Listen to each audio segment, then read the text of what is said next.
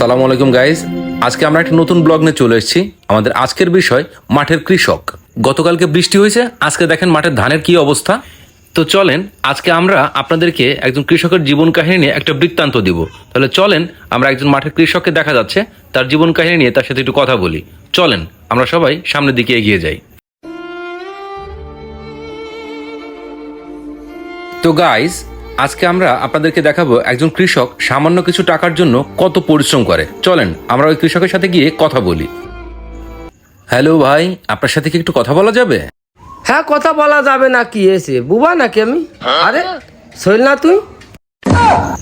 বন্ধুরা, ইন্টারেস্টিং ব্যাপারটা হলো, আপনারা যাকে মাঠে কৃষক হিসেবে দেখছেন সে আমার ছোটবেলার বন্ধু। হয়তোবা অভাবে তাড়নায় পড়ে সে এখন মাঠে কৃষকের কাজ করছে। চলুন আমরা কথা বলি। তা তুই কি করে বেড়াচ্ছিস এই জায়গাটায়?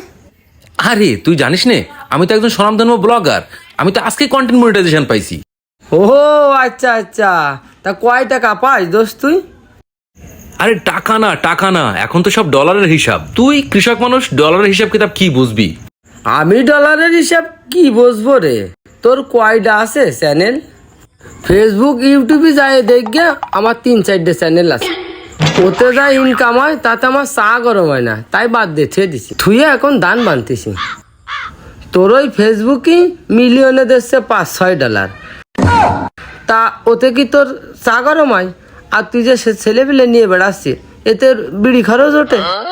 তুই আমারে দেখ, এই যে মালটা তৈরি করিস না, এ বইয়ের বছর খাবো তাও গুলাইতে ফুরোবে না। এটাই হচ্ছে শান্তি। আর তুই যা করতেছি এটা ভাউতাবাজি। বন্ধ কর ক্যামেরা, বন্ধ কর। সব শেষ হয়ে গেল আর পেজ নিয়ে যা কোনো কিছু থাকলো না রে। চল চল চল চল চল চল চল চল। এই আয় আয় আয়। আজকের মতন আমাদের ব্লগ এখানে শেষ। হে রে সোহেল, ইন্টারভিউ নিলি না?